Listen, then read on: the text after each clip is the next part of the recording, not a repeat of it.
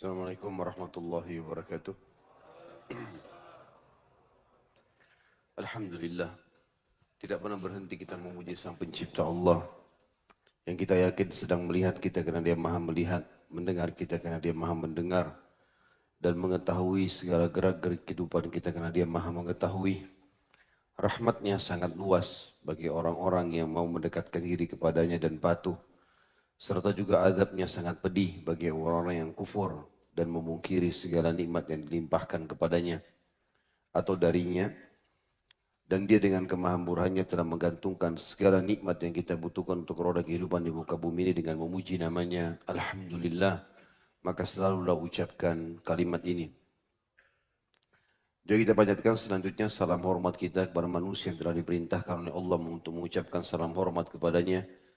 Dan semua itu karena bentuk kepatuhan kita kepada Sang Pencipta Allah dan bentuk cinta kita kepada manusia terbaik ini yang telah mengorbankan 23 tahun dari masa hidupnya, 13 tahun fase Makkah semuanya dengan hinaan, cacian dan puncaknya diusir dari kampung halamannya, dan 10 tahun fase Madinah penyempurnaan agama yang sedang kita anut sekarang ini sehingga kita bisa merasakan kenikmatannya. Maka sangat wajar kalau kita selalu mengucapkan salawat dan taslim kepada Nabi besar Muhammad sallallahu alaihi wasallam. Lanjutkan bahasan kita teman-teman sekalian, dosa-dosa besar. Dan insya Allah kita akan masuk ke dosa besar 77 pada malam ini. Dan sudah saya jelaskan, kalau Imam Adz-Dzahabi rahimahullah memberikan nomor sampai 76 dosa besar. Namun ada beberapa perkara yang menurut beliau kemungkinan masuk ke dalam dosa besar. Dan kita akan rincikan tentu poin-poin tersebut dan kita yang memberikan nomor urut.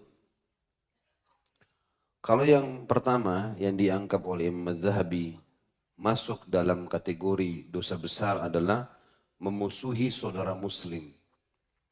Kalau yang lalu memata-matai kaum muslimin. Tapi ini lebih khusus lagi adalah memusuhi saudara muslim. Dan insya Allah pada pertemuan akan datang kita akan membahas bahasan selanjutnya adalah memusuhi Nabi Muhammad sallallahu alaihi wasallam. Ini juga adalah masuk dalam dosa besar yang ke-78 nantinya. Seperti biasa teman-teman sekalian, saya akan berikan kronologis terlebih dahulu membenci seorang muslim. Di dalam konsep agama kita ada namanya mencintai karena Allah dan membenci karena Allah. Itu bagian daripada syariat Nabi Muhammad SAW. Kalau ada seorang muslim, baik ibadahnya, patuh kepada Allah, keimanannya bagus, dan orangnya bisa dinasehatin, diluruskan kalau salah. Kalaupun diajak untuk berbuat kebaikan, dia mendukung. Maka ini semua adalah kita cintai dia karena Allah. Dan berpisah juga karena Allah. Bila ada seorang muslim melakukan kemaksiatan, kita udah nasihatin, kita udah luruskan, dia tidak mau dengar, maka kita meninggalkan dia karena Allah. Berarti memang dalam Islam ada sebenarnya menjaga jarak dengan seorang muslim dan ada juga memberikan dukungan kepada seorang muslim. Menjaga jarak khusus bagi muslim yang tidak mau sama sekali diluruskan kesalahannya. Sementara teman-teman sekalian, ukhuwah yang harus dijaga ini di antara kaum muslimin sangat luar biasa. Bahkan umumnya para ulama mengatakan ukhuwah di dalam agama itu lebih tinggi di sisi Allah Subhanahu wa taala daripada atau persaudaraan di jalan Allah ini lebih tinggi daripada persaudaraan sekandung ataupun seayah dan seibu. Karena memang orang kalau bersaudara dalam Islam maka syaratnya harus muslim. Sementara orang bersaudara seibu, seayah atau sekandung tidak harus muslim. Orang non muslim pun bisa tetap melanjutkan silaturahim. Tapi kalau ukhuwah Islamnya tidak bisa. Dia akan lebih fokus kepada Islam. Dan asasnya luar biasa. Semuanya persamaan hak. Dan tidak ada perbedaan antara seorang muslim dengan muslim yang lain dari sisi paras wajah, postur tubuh, warna kulit, suku, jabatan, pendidikan, apa saja. Kecuali dengan ketakwaan. Hadis-hadis yang berhubungan dengan masalah itu banyak sekali, diantaranya sabda Nabi SAW, La farqa baina Arabin wa ajamin illa bittaqwa. Tidak akan pernah ada perbedaan antara orang Arab dan orang ajam selain orang Arab kecuali dengan ketakwaan. Sebagian ulama hadis mengatakan Nabi SAW sengaja menyebutkan Arab karena beliau dari turunan Arab. Jangan sampai ada orang Arab yang berkata, Nabi kita yang terakhir, Nabi yang paling mulia dari turunan Arab, berarti kami lebih dari orang lain. Tidak. Makanya Nabi SAW mengatakan membawa nama itu. La farqa baina Arabiyyin. Orang Arab dulu disebutkan. Tidak ada perbedaan antara orang Arab, walaupun aku dari orang Arab, wa ajamin, dan orang ajam selain Arab, illa bittaqwa. Kecuali dengan ketakwaan. Walaupun dia bukan turunan Arab, tapi kalau dia orang yang lebih bertakwa kepada Allah, maka lebih mulia di sisi Sang Pencipta Allah. Dan itu bersejalan dengan firman Allah Subhanahu wa taala, A'udzu billahi minasyaitonir rajim, inna akramakum indallahi atqakum. Dan Allah ya, paling memuliakan atau orang yang paling mulia di antara kalian di sisi Allah adalah orang yang paling bertakwa. Juga Nabi SAW menyebarkan bahwasanya semua muslim tanpa melihat suku manapun, tidak ada lagi batas negara, batas suku, paras wajah, postur tubuh, jenjang ekonomi, apa saja. Dan patokannya pada saat kita berada di saf salat. Siapa yang duluan datang, mau pendek, mau tinggi, mau putih, mau hitam, mau orang Arab, mau bukan, berpendidikan atau orang tidak berpendidikan, kaya atau miskin, sama saja semuanya. Kita juga tahu dalam ibadah haji sama semuanya. Dalam ibadah jihad sama semuanya. Siapa yang lebih dulu merangkul kemuliaan itu datang di saat pertama kalau sholat, lebih dulu bersedekah, selalu ingin mengorbankan dirinya di medan perang karena agama Allah dia yang paling mulia. Nabi SAW bersabda dalam hadis Bukhari Muslim, Al-mu'minu lil-mu'mini kal-bunyan, yashuddu ba'duhu ba'da. Orang mukmin dengan mukmin yang lain seperti satu bangunan yang saling menguatkan satu sama yang lain. Makna bangunan teman-teman sekalian karena dia diikat antara batu bata sama bata yang lain dengan semen, dengan pasir, dengan cat.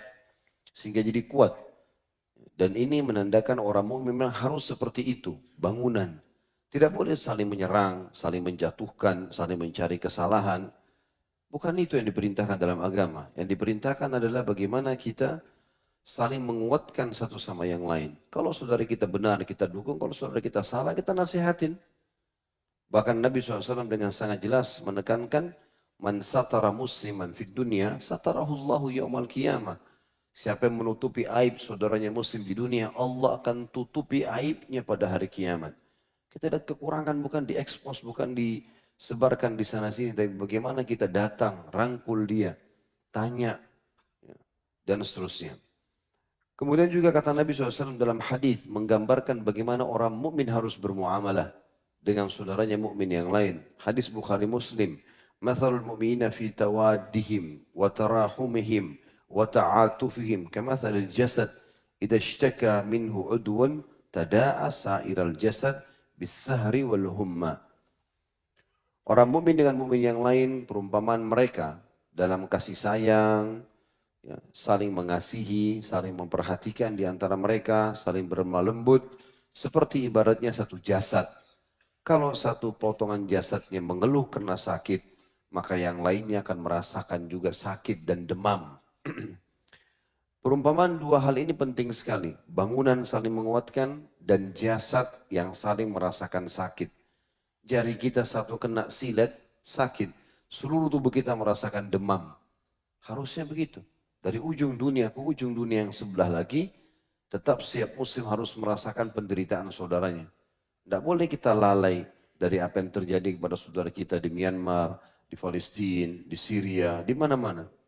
Atau mungkin yang dekat-dekat depan mata, orang miskin tetangga kita tidak punya makanan, atau kita lihat orang miskin di pinggir jalan butuh makanan. Jangan kita biarkan mereka kelaparan. Menjalankan sunnah Nabi SAW ini penting sekali. Juga teman-teman sekalian, ada adab-adab yang harus kita jaga.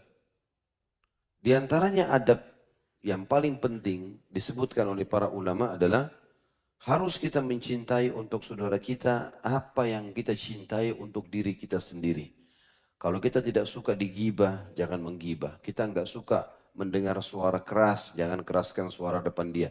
Kita enggak suka lihat mata melotot, kita jangan melotot dengan dia. Kita enggak suka dipukul dengan tangan, jangan pukul dia. Kita enggak suka diganggu keluarga kita, maka jangan ganggu keluarga dia. Kita enggak suka apalah dijelekin atau apa saja. Maka jangan lakukan itu juga dengan saudara muslim.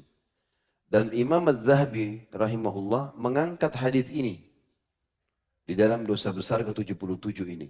Beliau mengatakan dalam bab khusus judulnya memusuhi seorang muslim adalah hadis yang sahih. Riwayat Imam Bukhari Muslim, la yu'minu ahadukum hatta yuhibbu li akhihi ma yuhibbu li nafsi. Tidak akan dianggap beriman seseorang. Makna lainnya, tidak akan sempurna iman seseorang sampai dia mencintai untuk saudaranya muslim apa yang dia cintai buat dirinya sendiri. Jadi ini menandakan memang apapun yang kita suka buat diri kita harus kita kasih saudara kita. Makna hadis ini banyak sekali pendapat ulama. Lebih daripada 7 pendapat. Di antaranya ada yang mengatakan bahwasanya makna mencintai saudara muslim adalah dia harus memberikan atau berbagi dengan saudaranya apa yang dia suka dari makanan, minuman, pakaian, pergaulan, ya, pekerjaan. Dan dia jauhi dari saudaranya muslim apapun yang dia tidak suka buat dirinya. Gangguan, hinaan, celaan, dia harus jauhkan.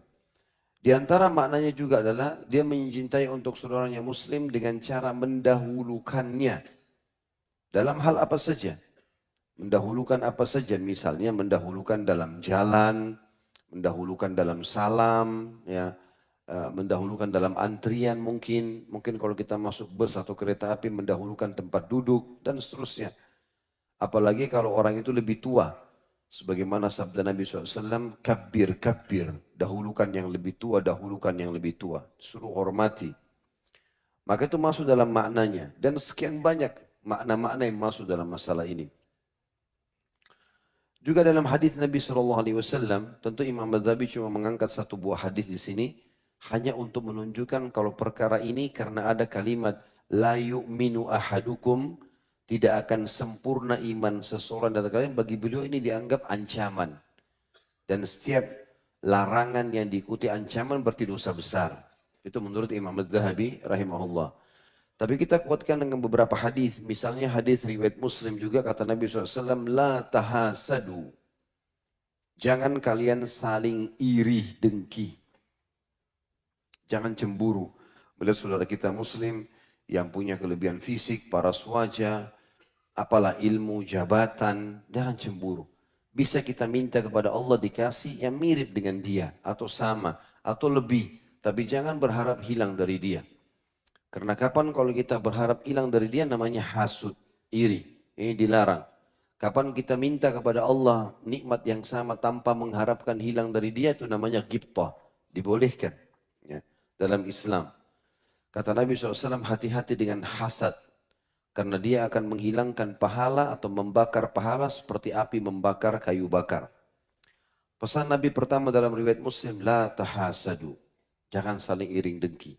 Ya. Dan ingat teman-teman sekalian, kapan kita buka pintu iri dengki ini, maka saudara kita di depan mata kita akan salah semua perilakunya. Tidak ada yang benar. Kapan kita sudah iri dengan dia, maka akan terbuka pintu syaitan yang luar biasa. Apa saja, omongannya, pakaiannya, apa saja, salah semua. Ini berbahaya. Kita disuruh objektif dalam Islam. Salah-salah benar-benar, tidak boleh kita memukul rata semuanya. Bayangkan kalau kesalahan akan dijadikan sebagai tolok ukur. Bukankah para sahabat banyak tadinya kafir sebelum Islam dan benci Islam, tapi setelah Islam tidak. Berapa banyak sahabat yang salah setelah masuk Islam. Bahkan ada salah satu ahli Badar pernah minum khamar pada saat pembebasan Khaybar dan dicambuk oleh Nabi SAW.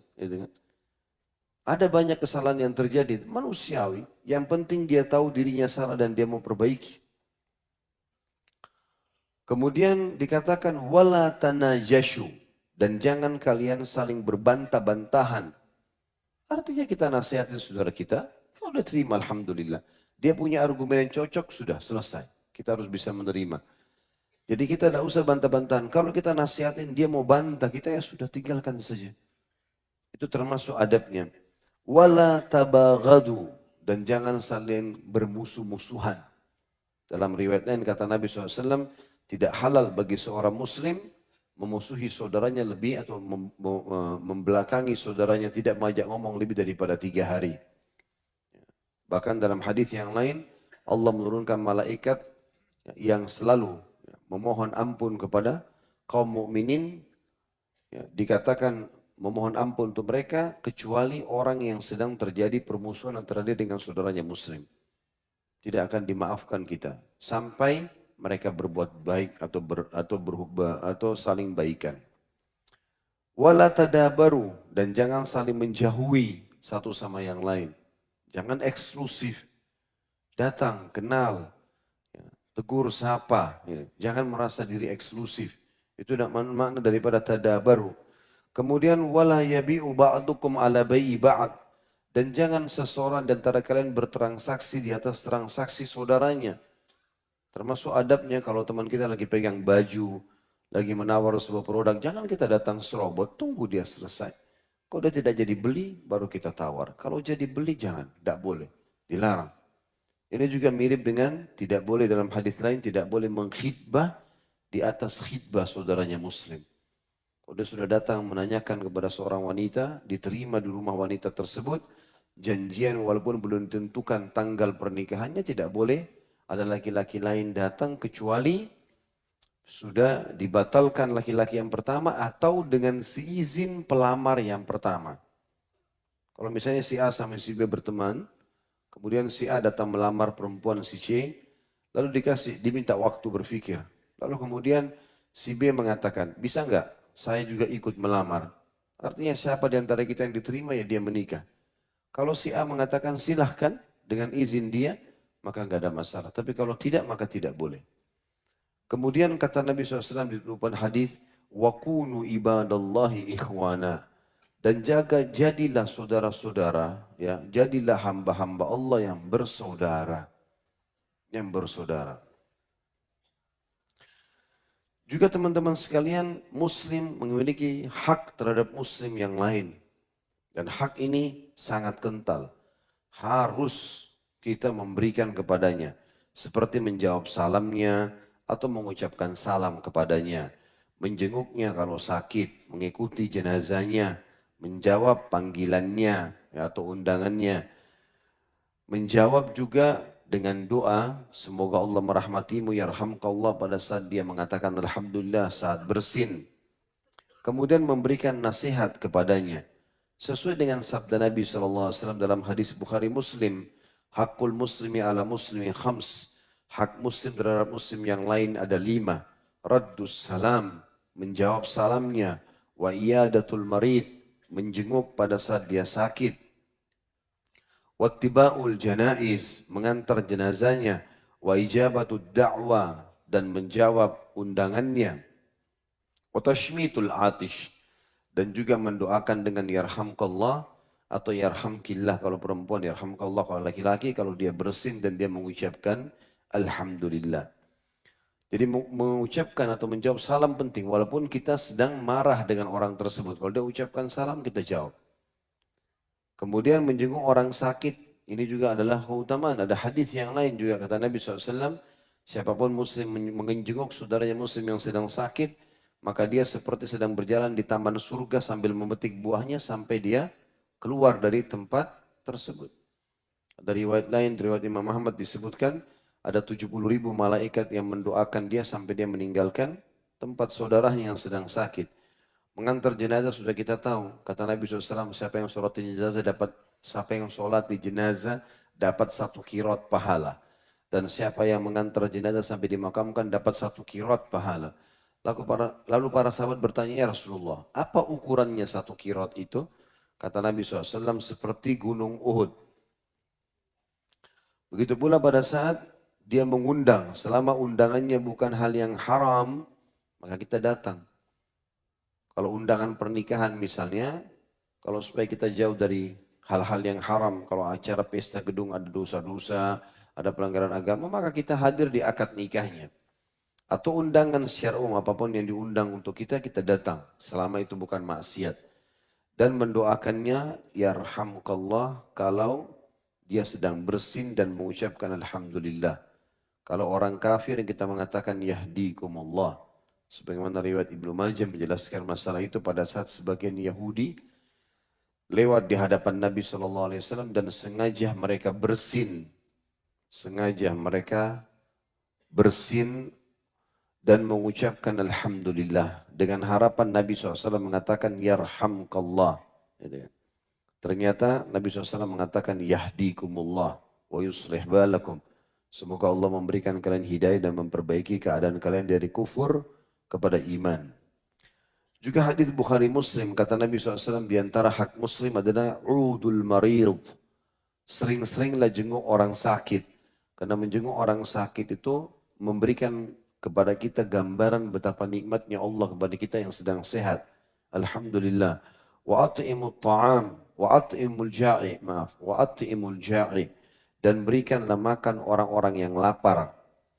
Wa faqqul ani, wa faqqul ani. Dan bebaskanlah para tawanan perang. Juga disebutkan teman-teman sekalian di dalam hadis yang lain, riwayat Imam Bukhari dan juga Imam Ahmad, idza stansah ahadukum akhahu falyansahlah.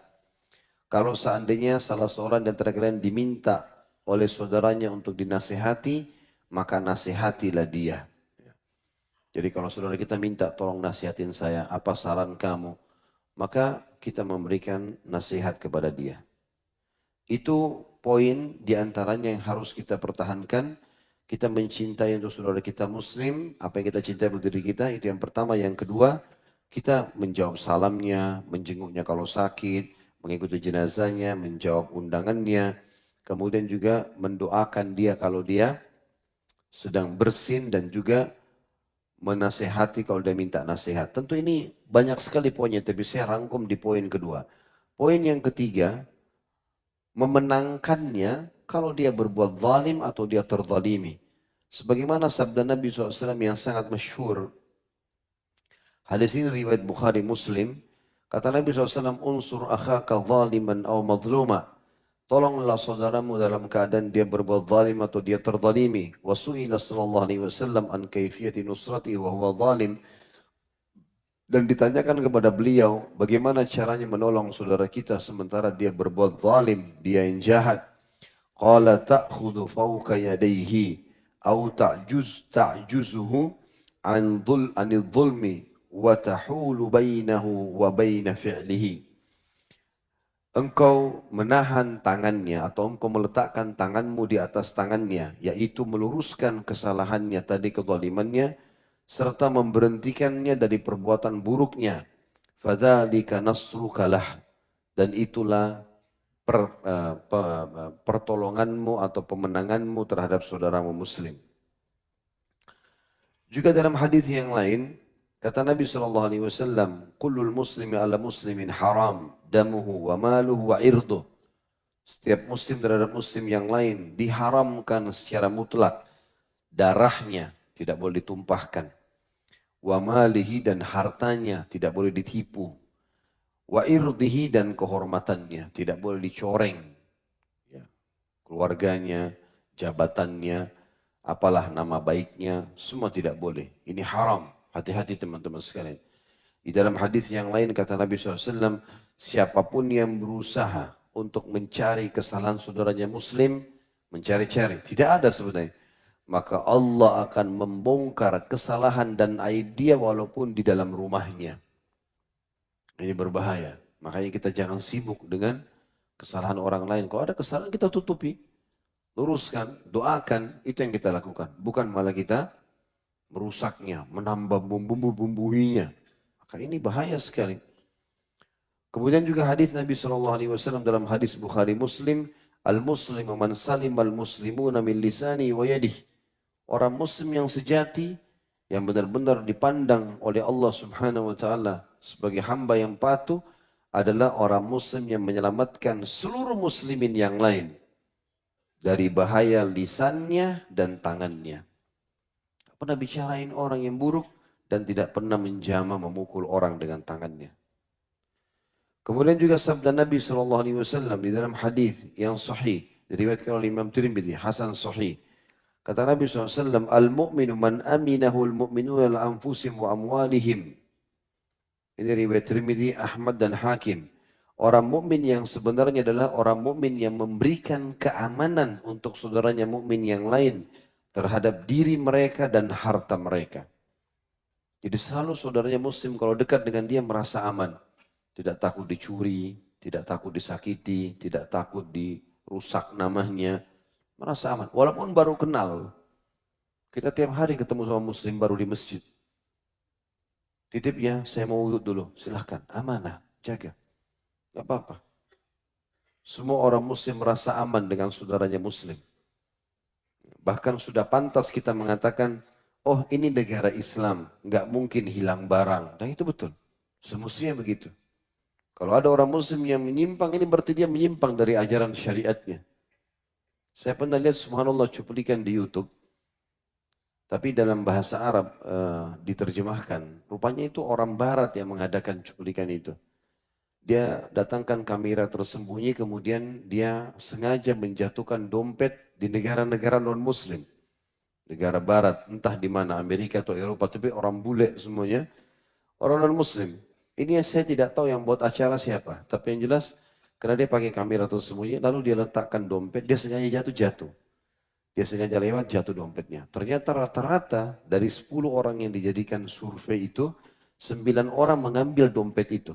Orang non-muslim. 9 orang yang mengambil dompet, kemudian langsung dikantongi. Lalu dipermalukan sama dia, didatangi sama dia. Tadi dompet saya jatuh, kamu ambil. Enggak, saya enggak ambil. Ini buktinya, ada kamera di sana. Dari 10 orang, cuma 1 yang jujur, 9 orang tidak jujur. Dia berangkat ke Timur Tengah, di daerah Timur Tengah, dia buat hal yang sama, sengaja dijatuhin.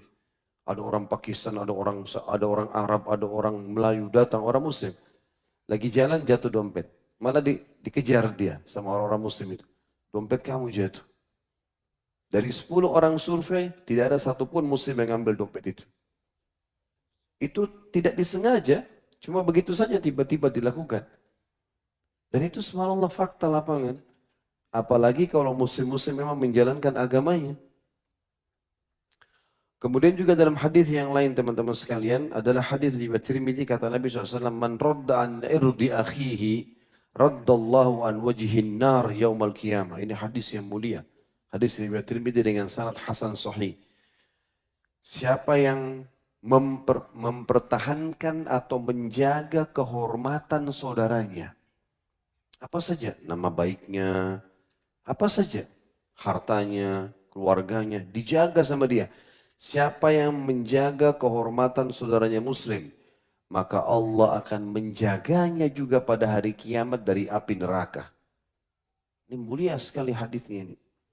Jadi kita bisa menunggangi saudara kita muslim untuk menjadi penyebab kita selamat dari api neraka. Itu kemuliaan.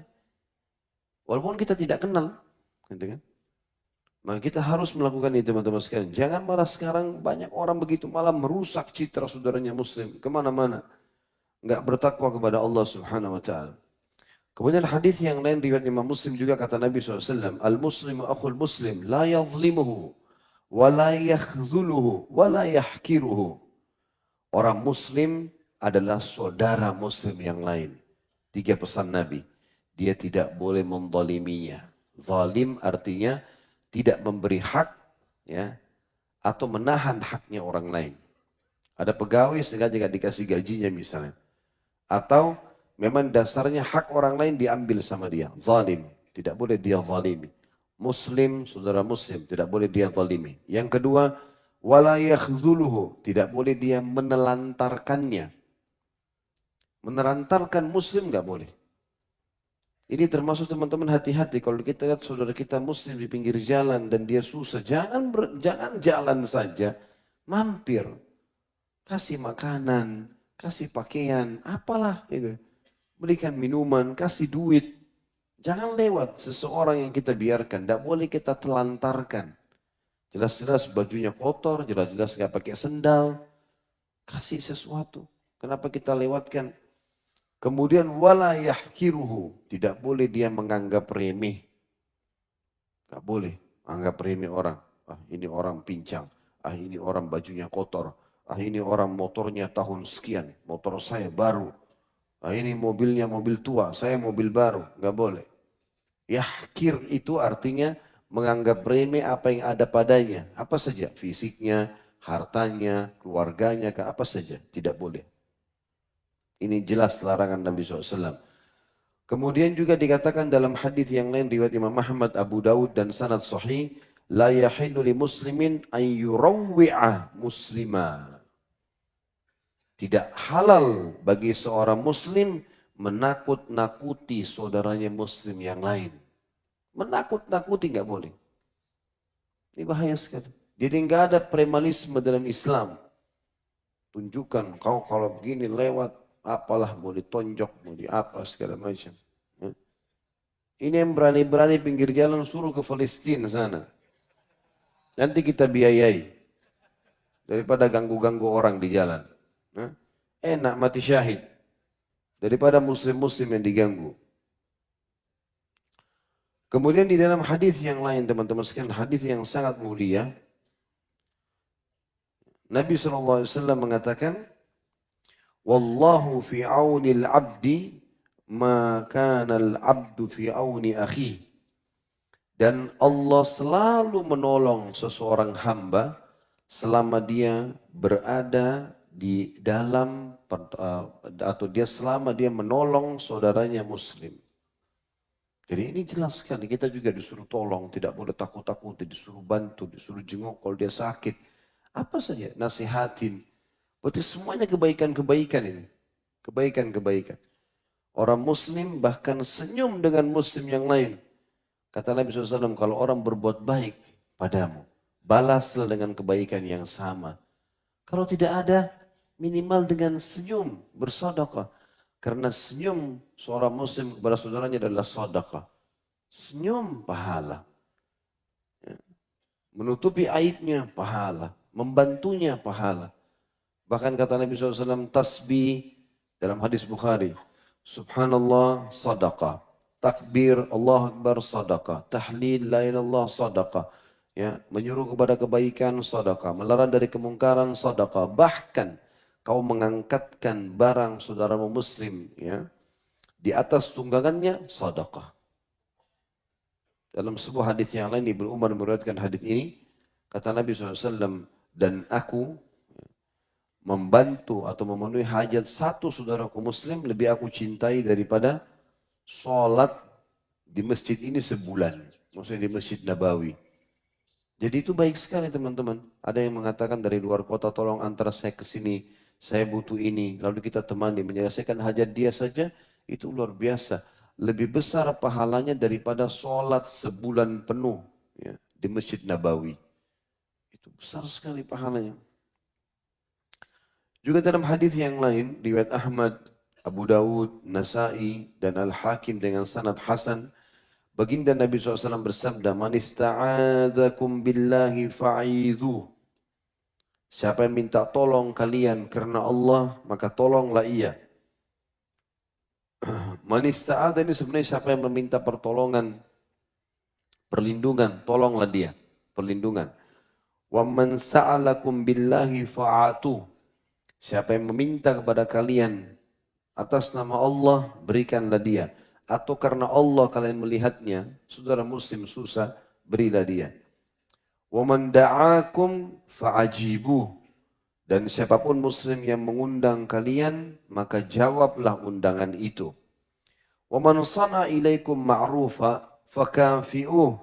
Siapapun yang berbuat kepada kalian kebaikan-kebaikan, balaslah kebaikan itu. Berbuat baik, senyum, balas dengan senyum. Ada orang disenyumi mukanya masam. Seperti bumi ini punya dia. Padahal sama-sama di jalanan. Sama-sama keluar kotoran dari badannya. Gitu kan. فَإِنْ لَمْ تَجِدُوا مَا تُكَافِئُونَهُ بِهِ فَادْعُوا لَهُ حَتَّى تَرَوْا أَنَّكُمْ قَدْ كَفَأْتُمُوهُ. Kalau kalian betul-betul tidak menemukan yang setimpal yang bisa kalian berikan kepadanya, balas dia, maka doakan sampai muncul perasaan dalam hati kalian, kalian sudah membalasnya. Ada orang datang melunasi utang kita, ada orang yang tersenyum dengan kita, ada orang yang menjamu kita di rumahnya, apa saja. Maka balas dia yang setimpal. Tidak bisa, maka doakan sampai kalian merasa sudah membalasnya. Begitu perintah agama. Bahkan dalam Islam teman-teman kita sangat dianjurkan untuk selalu mengenang kebaikan orang dan mengangkat itu serta menutupi kesalahan orang. Sampai Umar bin Khattab mengatakan, aku akan terus mengenang kebaikan seseorang yang mengingatkan satu aibku. Umar bin Khattab tidak mau mengenang keburukannya orang itu. Bagi dia ini sudah luar biasa. Begitu pula Ali bin Abi Thalib berkata radhiyallahu anhu, aku akan selalu siap mengabdi kepada seseorang yang mengajarkan kepadaku satu kebaikan.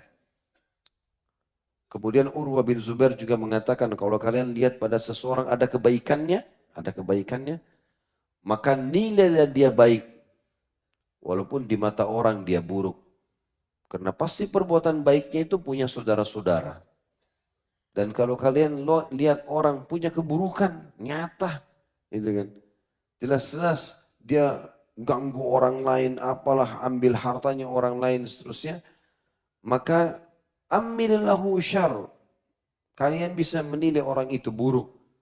Fa innallaha akhawat, karena perbuatan buruk itu punya saudara-saudara. Wa in kana fi nadharin nasi khair, walaupun manusia melihatnya baik. Jadi kita menilai kebaikan orang penting, ya. Penting sekali sehingga kita jangan cuma tahu menilai keburukan. Dalam persaudaraan ini teman-teman sekalian, tadi yang kita jelaskan semua adalah persaudaraan global. Kita juga bisa mengambil pahala dengan persaudaraan yang khusus. Dengan mencari muslim-muslim yang baik, ibadahnya, ilmunya, ya, akhlaknya, kita jadikan sahabat. Dan sunnah kita mengatakan, inni uhibbuka fillah, aku mencintaimu karena Allah. Pada dalam hadis Muslim, ada seorang sahabat melihat sahabat yang lain luar biasa ibadahnya. Sampai dia bilang di hadapan Nabi SAW, ya Rasulullah, aku mencintai orang ini karena Allah. Kata Nabi SAW, kejar, ucapkan di depannya. Jadi kita di sini mengucapkan itu. Ya, tentu ini sesama jenis, laki-laki sama laki-laki, perempuan dan perempuan. Jelas?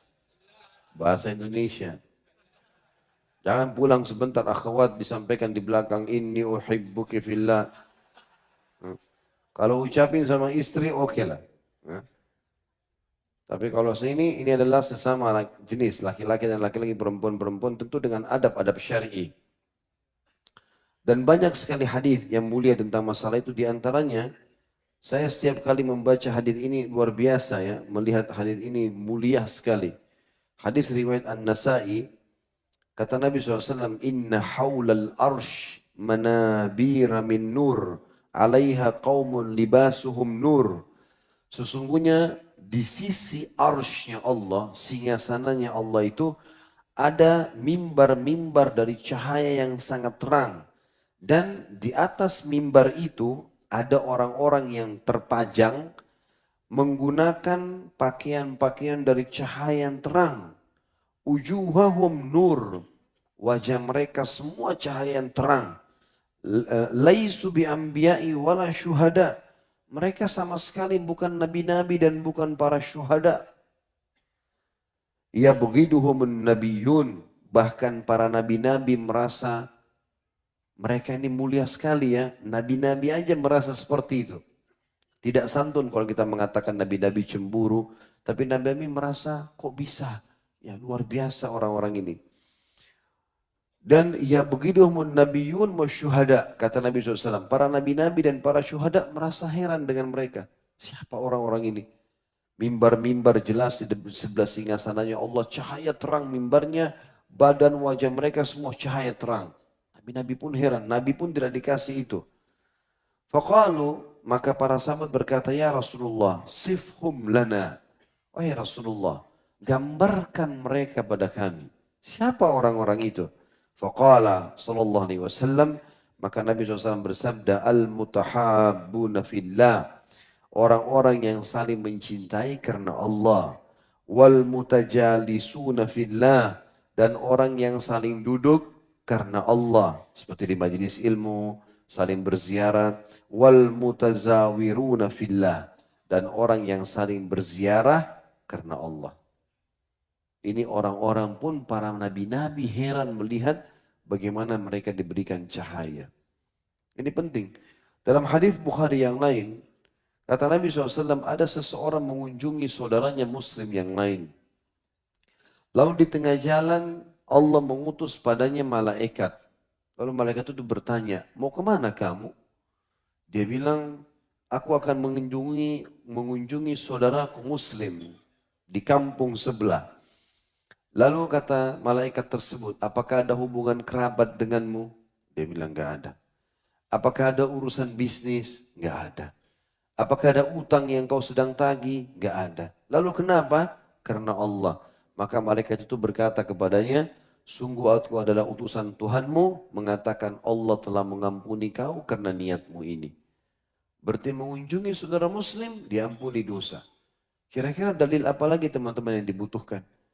Bagaimana kita harus berbuat baik dengan saudara muslim dan berhenti merusak citra mereka, nama baik mereka, ya, keluarganya, hartanya. Karena teman kantor dianggap saingan, sengaja dicari kesalahannya. Laporin kepada atasan yang tidak masuk di akal semuanya. Karena cemburu kenapa dia dapat istri yang itu, saya tidak, lalu diganggu istrinya orang lain. Ya. Cemburu kenapa rumahnya dia lebih bagus, kalau apa saja dibuat masalah. Ini semua tidak boleh, harus dibersihkan hatinya. Ya. Ingat orang yang datang hari kiamat yang mudah sekali masuk surga, Allah mengatakan illa man atallaha biqalbin salim. Orang yang datang nanti mudah masuk surga adalah orang yang datang pada hari kiamat sementara hatinya bersih. Hadis yang lain riwayat Abu Dawud teman-teman sekalian adalah kata Nabi SAW. Hadis demi hadis ini, mungkin ada puluhan hadis sudah kita sebutkan. Man ahabba lillah wa abghada lillah wa a'ta lillah wa mana'a lillah faqad istakmalal iman. Siapa yang mencintai karena Allah, siapa yang membenci karena Allah, siapa yang memberi karena Allah, siapa yang menahan karena Allah, sungguh imannya telah sempurna. Mencintai karena Allah. Karena orang-orang ini muslim, saya diperintahkan oleh Allah, saya cintai, saya akan cintai mereka. Seperti hadis tadi yang diangkat oleh Imam Al-Dhahabi dalam hadis ini.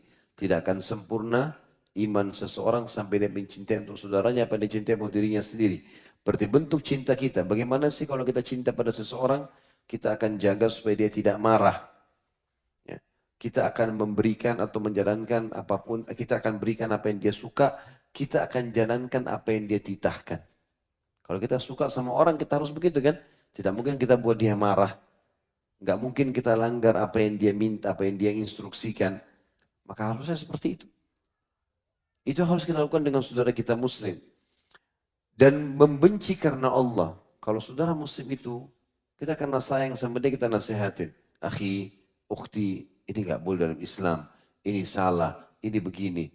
Kalau dia bilang, iya akhi, jazakallah khair. Baik, saya coba perbaiki. Alhamdulillah. Semoga Allah berkahi hidupmu. Begitu. Udah selesai. Nah enggak, saya ngambil, saya begini, saya begitu. Dan kita tahu dia salah, ya sudah, terserah kamu. Di situ kita boleh jaga jarak.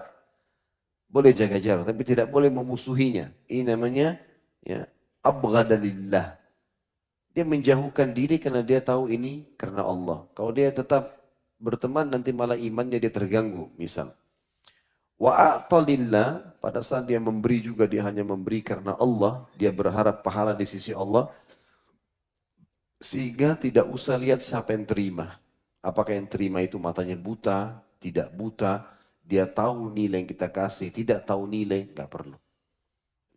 Mungkin ada orang kita kasih ini dari saya, langsung diambil ditaruh di kantongnya. Mungkin setan bisikin kita, dia nggak tahu tuh kalau 100.000. Nggak usah berharap itu. A'udzubillahi minasyaitonirrajim. Biar aja dia nggak tahu, nggak apa-apa deh. Gitu kan. Jadi kita memberi karena Allah, bukan karena dia.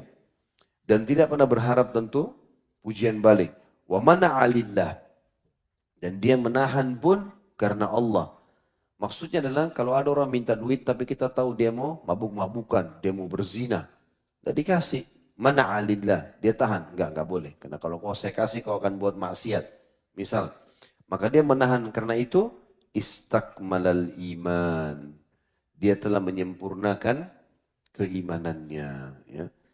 Jadi kita ambil kesimpulan teman-teman sekalian, dosa besar ke-77 adalah memusuhi seorang muslim. Dan memusuhinya artinya ya melanggar semua apa yang kita sampaikan tadi. Semuanya dilanggar.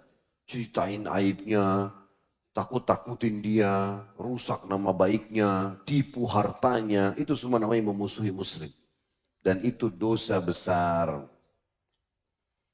Baik, insya Allah kita akan ketemu teman-teman sekalian di materi kita lagi insya Allah di Rabu depan tentang memusuhi Nabi Muhammad Sallallahu Alaihi Wasallam, itu dosa besar. Dan kita akan sebutkan tentang kewajiban mencintai beliau, adab-adab dan seterusnya. Mungkin begitu saja. Semoga apa yang kita bahas hari ini bermanfaat buat kita dan dijadikan sebagai tambahan amal kita pada hari kiamat. Semoga seluruh amal tidak terkecuali yang pernah kita kerjakan, yang sedang kita kerjakan dan akan kita kerjakan sampai menjelang ajal nanti ajal datang nanti diterima dengan pahala yang sempurna.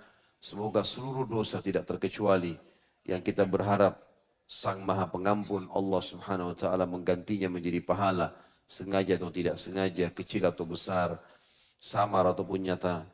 Dan juga kita berdoa agar negara kita selalu aman, tentram, damai, seluruh umat Islam di bawah naungan ukhuwah Islamiyah, diangkat perselisihan di antara mereka, dan juga dalam ibadah mereka kembali kepada Al-Quran dan Sunnah. Dan siapapun yang menginginkan keburukan bagi Islam, bagi muslimin, bagi negara Indonesia tercinta ini, maka dikembalikan tipu daya mereka kepada diri mereka sendiri. Dan semoga seluruh utang negara ini dilunasi oleh Allah dengan kemahakayaannya, dan juga seluruh pemimpin kita diberikan hidayah, agar kembali kepada Islam, Al-Quran dan Sunnah dan memberikan hak seluruh masyarakat Indonesia dan semoga Indonesia menjadi contoh bagi negara-negara yang lain. Selalu kita doakan saudara kita di Palestina, di Syria, di Yaman, di Irak, di Myanmar, di Ahsa, dimanapun mereka berada sedang tertindas. Semoga Allah ikhlaskan niat mereka, terima para syuhada mereka, muliakan Islam di tangan mereka dan tangan kita semua. Dan semoga Allah partisipasi kita bersama mereka di pahala baik dengan doa, dengan harta juga dengan jiwa kita. Dan semoga Allah dengan kemahamurahnya menyatukan kita semua di surga firdausnya tanpa hisab. Mana juga dari majelis ilmu yang mulia ini. Wassalamualaikum warahmatullahi Muhammadin walhamdulillahi rabbil alamin. Subhanakallahumma bihamdika. Asyhadu an la ilaha illa anta astaghfiruka wa atubu ilaik. Wassalamualaikum warahmatullahi wabarakatuh.